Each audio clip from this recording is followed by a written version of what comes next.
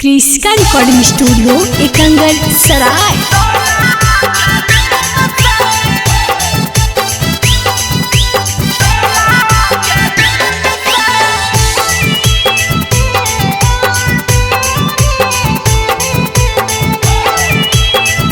Presented by Kriska films. आगे नहीं होला उहे भतारा बाका लोलावा के देना से, नहीं होला उहे भतारा बाका लोलावा के देना से। आगे होला उहे पुतारुआ तोरा टोलावा के देना से, होला उहे पुतारुआ साबा टोलावा के देना से।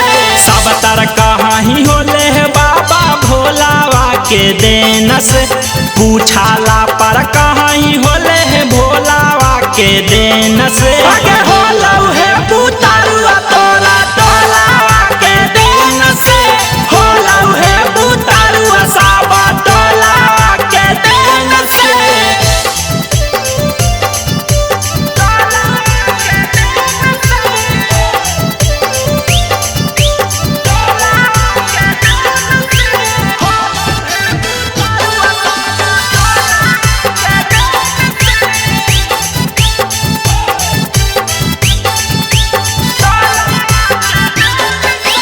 के ताना से पापड़ बेला बाइनी गे छाउड़ी, ताबे गोदी में लाई का खेलाइनी गे छाउड़ी। हे गे सुन, आगे के ताना से पापड़ बेला बाइनी गे छाउड़ी, ताबे गोदी में लाई का खेलाइनी गे छाउड़ी।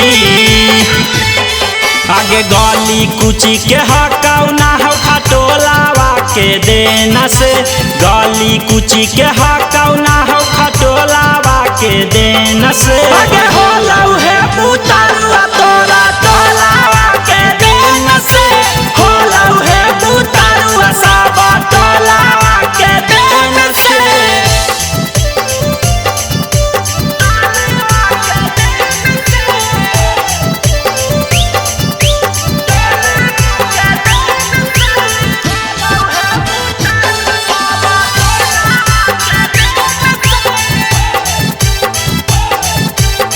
क्रिस्का रिकॉर्डिंग स्टूडियो एकंगर सराय। आगे सोनू सिंगर राउसन से बतियाइनी गे छाउड़ी, ओकारे से जोरा न डाला वाइनी गे छाउड़ी। आगे आराजुन आशिका कुंदन से बतियाइनी गे छाउड़ी, ओकारे से जोरा न डाला वाइनी गे छाउड़ी। ना होलो है रामदेव बाबा के हाजा मोलावा के देना से, ना होलो है रामदेव बाबा के हाजा मोलावा के देना से। होलो है पुतारुआ तोरा टोलावा के देना से, होलो है पुतारुआ साबा टोलावा के देना से। क्रिस्का रिकॉर्डिंग स्टूडियो एकंगर सराय।